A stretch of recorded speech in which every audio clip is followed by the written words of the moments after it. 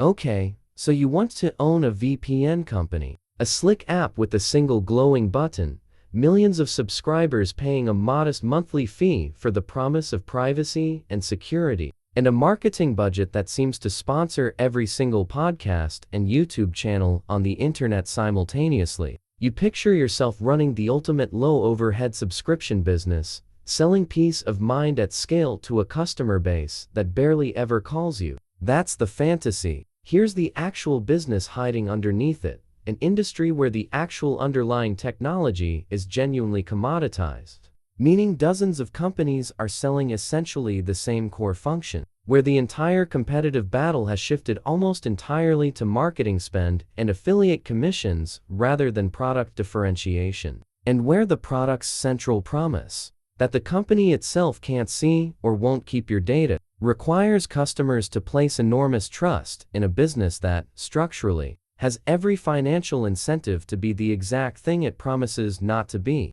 Some VPN companies have built genuinely large, durable subscription businesses serving tens of millions of paying customers worldwide. Others have been caught directly contradicting their own core marketing promise, logging and in some cases selling the exact user data they swore they never collected. And a few have turned out to be secretly owned by the very authoritarian governments. Their marketing implied they'd help you root around. By the end of this, you'll understand exactly why the VPN industry is one of the strangest trust businesses in all of consumer technology. A product built entirely on a promise that is fundamentally unverifiable by the very customers paying for it, what you're actually buying before the money makes sense. You need to understand that a VPN service is technically a fairly simple thing to build, and that simplicity is precisely why this industry looks the way it does. At its core, a virtual private network routes a customer's internet traffic through the VPN provider's own servers, encrypting that traffic and masking the customer's actual location and internet service provider. And this basic technical function has become sufficiently well understood and even open source through underlying protocols that dozens of companies can, and do, offer a functionally similar core product. This creates an industry structure that behaves almost nothing like a genuine infrastructure business and almost entirely like a marketing and customer acquisition business. Since the actual technical differentiation between competing VPN providers, server network size, connection speed, a handful of specialized features like split tunneling or ad blocking, is genuinely modest relative to how dramatically providers differentiate themselves on brand recognition, price, and the sheer volume of advertising and affiliate marketing that dominates the specific corner of consumer software. Beneath the consumer-facing brand sits a detail that surprises many customers and that has become a genuine point of industry structure worth understanding. A substantial share of consumer VPN brands are actually owned by a small handful of larger holding companies that have acquired numerous competing VPN brands over the years, meaning what appears to a customer as a competitive marketplace of dozens of independent providers is, in a meaningful number of cases, actually a smaller number of parent companies operating multiple competing brands simultaneously, a consolidation pattern that has real implications for how genuinely differentiated the underlying infrastructure and privacy practices across seemingly competing brands actually are. The cost of actually running a VPN service at meaningful consumer scale requires a combination of genuine infrastructure cost and, considerably more significantly, marketing spend that dwarfs the underlying technical cost in most cases. According to industry analysis of VPN provider operations, maintaining a genuinely global server network, the physical or virtual server infrastructure spread across dozens of countries that allows customers to appear to be browsing from wherever they choose, represents a real, ongoing infrastructure cost. Though this cost has become considerably more manageable over the past decade as cloud computing infrastructure has made renting server capacity in numerous global locations dramatically cheaper and more flexible than the earlier era of VPN providers needing to own and maintain physical servers directly. Bandwidth costs represent a meaningful and directly scaling expense.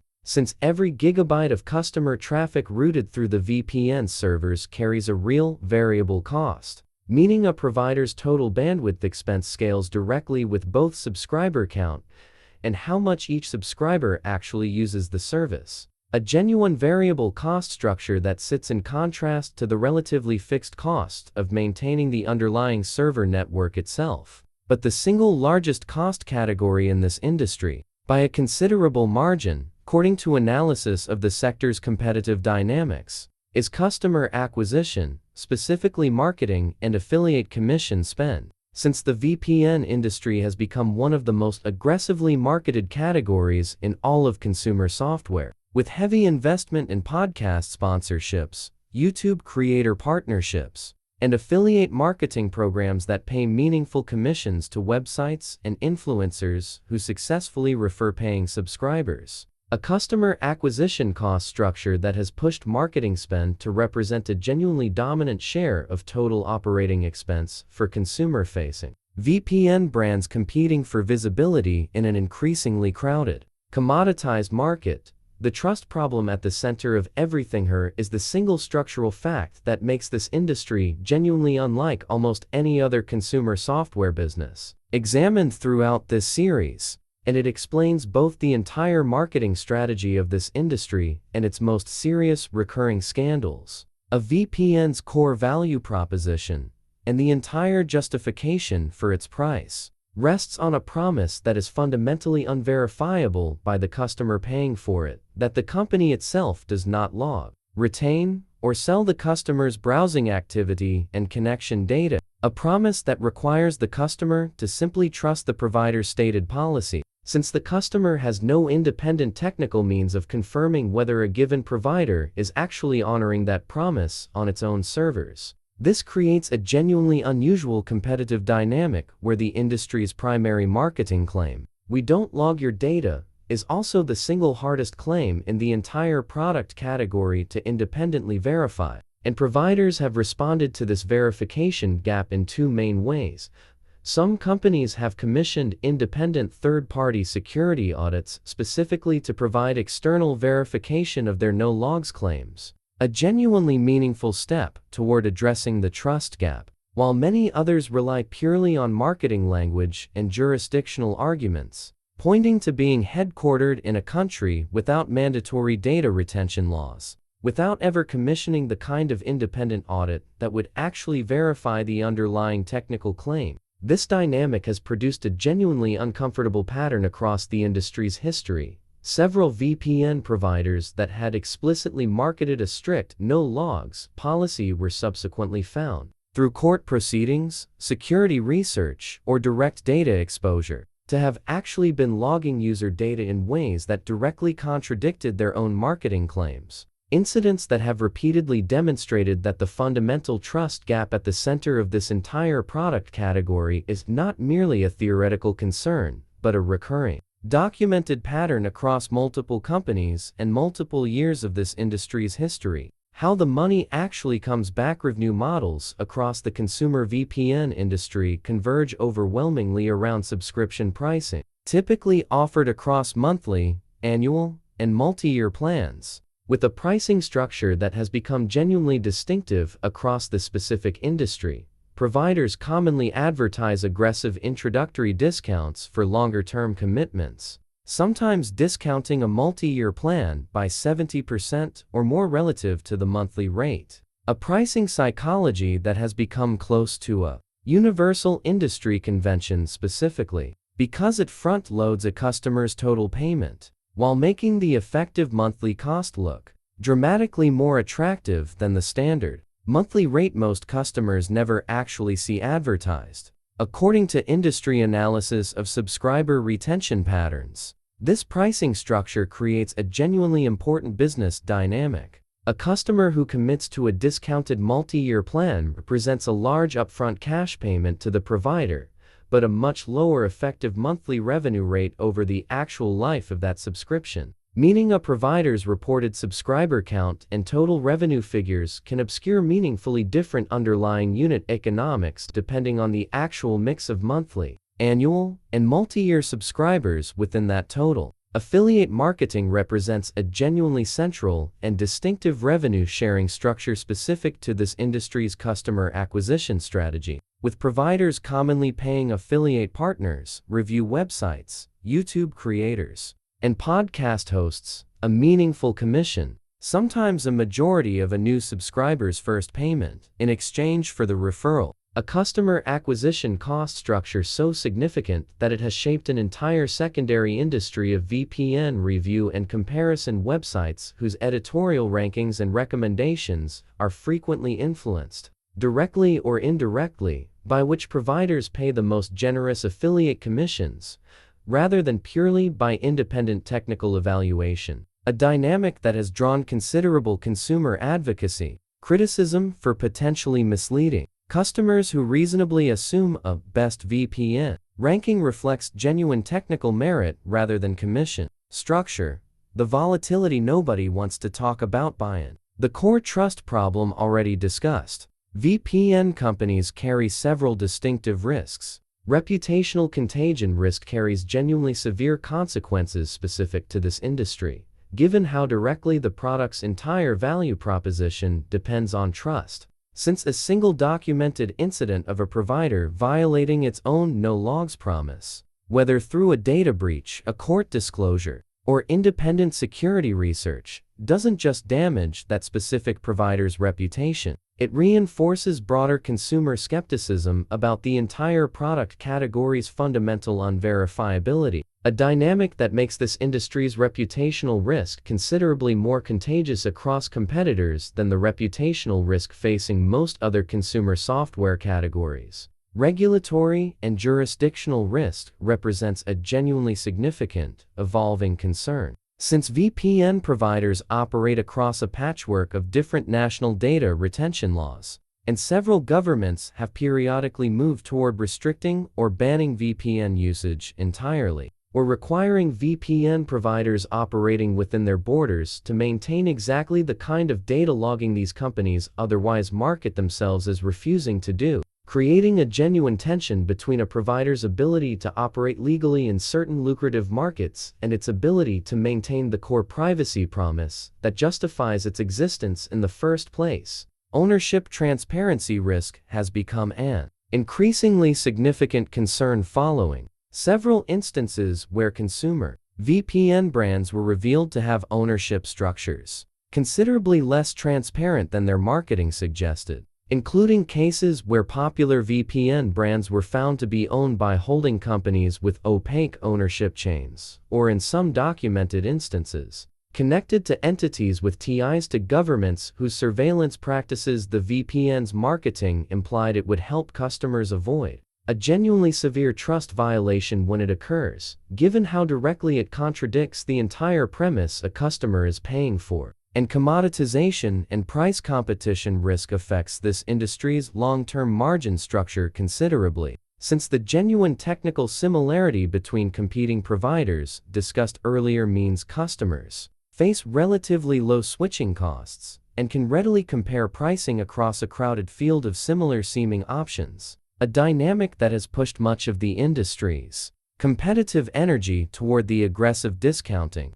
and affiliate marketing spend discussed earlier rather than toward the kind of durable technical differentiation that supports genuine long-term pricing power. The real case study, the Hotspot Shield logging complaint, to understand how directly this industry's central trust promise can be publicly contradicted. Look at the 2017 complaint filed with the Federal Trade Commission by the Center for Democracy and Technology against Hotspot Shield, a prominent consumer VPN service, alleging that the company had been logging user data and using tracking technologies in ways that directly contradicted the privacy and no logging claims featured prominently in the company's own marketing and privacy policy. According to the complaint and subsequent reporting on the matter, security researchers had identified that Hotspot Shield software contained code that collected data including device identifiers and other information that could be used to track users, along with functionality that redirected certain e-commerce traffic through affiliate marketing partnerships. technical practices that researchers argued stood in direct tension with the company's public marketing promises around user privacy and data protection. The complaint specifically invoked the FTC's authority to act against companies engaging in deceptive trade practices, arguing that a company explicitly marketing itself around a privacy promise while its actual technical implementation did something meaningfully different, represented exactly the kind of gap between marketing claim and actual practice that consumer protection law is designed to address. And the case drew considerable attention across the broader technology press, specifically because it represented one of the clearest, most concrete illustrations of the exact structural vulnerability this entire industry has to contend with: a product category whose core promise is fundamentally unverifiable by the customer, examined by independent researchers with the technical capability to actually test that promise against the provider's real behavior. The case contributed to a broader wave of industry and consumer scrutiny toward VPN privacy claims more generally, reinforcing across the technology press and consumer advocacy community the argument that a VPN provider's marketing claims around logging and privacy should not be taken purely at face value, absent independent verification, precisely the kind of skepticism that has since driven the more credible providers in this space toward commissioning the independent, third-party security audits discussed earlier, specifically to differentiate themselves from competitors whose privacy claims remain unverified. The Hotspot Shield case illustrates a genuinely important structural lesson specific to this industry, because the entire product category's core value proposition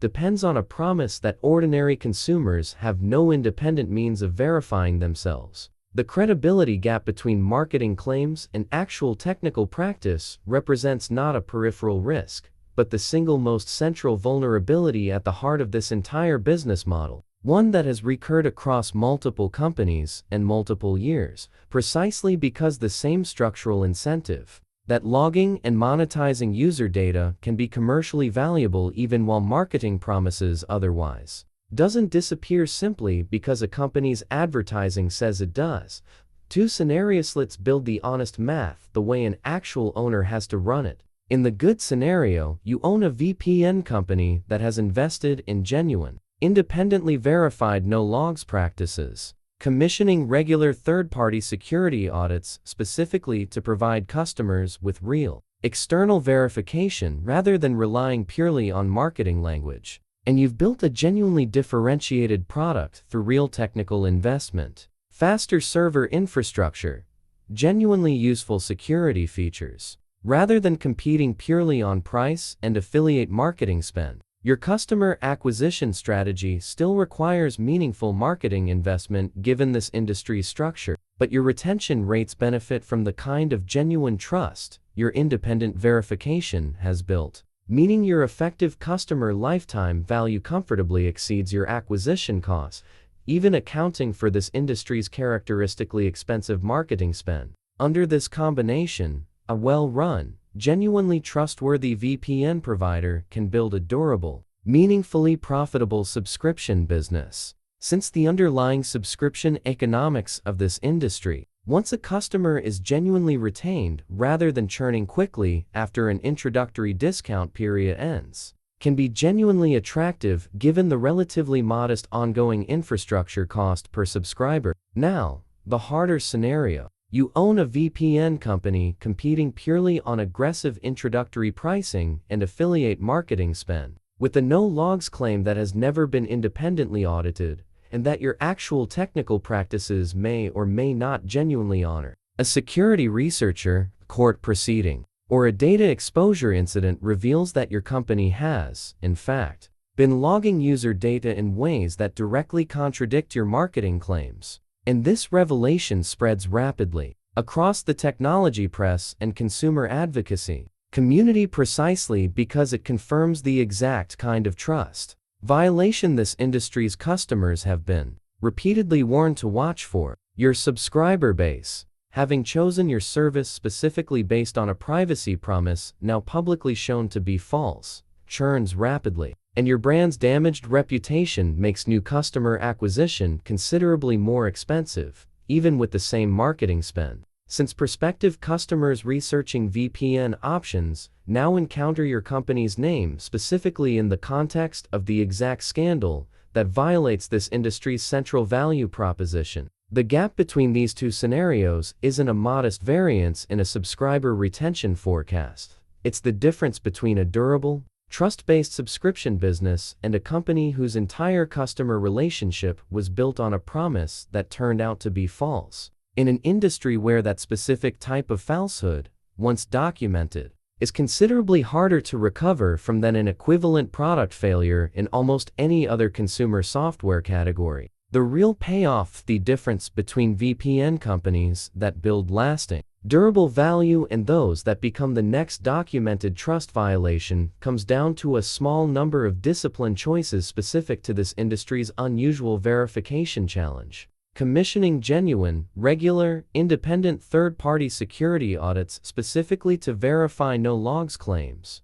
rather than relying purely on marketing language and jurisdictional arguments that customers have no independent means of checking, has proven to be the single clearest differentiator between VPN providers, building genuine long-term customer trust, and those perpetually vulnerable to exactly the kind of documented contradiction that ended Hotspot Shield's reputational standing, and that has recurred across this industry's history. Investing in genuine technical differentiation, whether through superior server infrastructure, meaningfully useful security features, or transparent, verifiable privacy practices, rather than competing purely on introductory discount pricing and affiliate marketing spend, matters considerably in an industry where the underlying technical commoditization means genuine differentiation has to be actively built and actively communicated rather than assumed. And maintaining genuine ownership transparency, disclosing clearly who actually owns and controls the company rather than operating through the kind of opaque holding company structures that have periodically been revealed to obscure genuinely concerning ownership relationships, represents a foundational trust requirement. In an industry where customers are specifically paying for protection from exactly the kind of surveillance and data exposure that an untransparent ownership structure could actually be enabling rather than preventing. The romance of the VPN business, the simple subscription model, the low apparent overhead, the genuine and legitimate consumer demand for privacy and security online, is real. And it's precisely the companies that have matched that romance with genuine, independently verifiable trustworthiness that have built something durable in an industry where the fundamental product being sold is a promise the customer can never fully verify on their own, meaning the company's own integrity, its marketing claims, is ultimately the actual product being purchased, which means the honest answer to whether owning a VPN company can build genuine, lasting wealth is yes. For the companies disciplined enough to treat independent verification and genuine privacy practice as the actual foundation of the business rather than a marketing talking point. But the industry's own recurring history of documented no-logs violations has made unmistakably clear that a VPN company's most valuable asset was never its server network or its marketing budget. It was always the verifiable truth of its own core promise. And that asset, once publicly shown to be false, has proven considerably harder to rebuild than almost anything else this entire series of businesses has examined.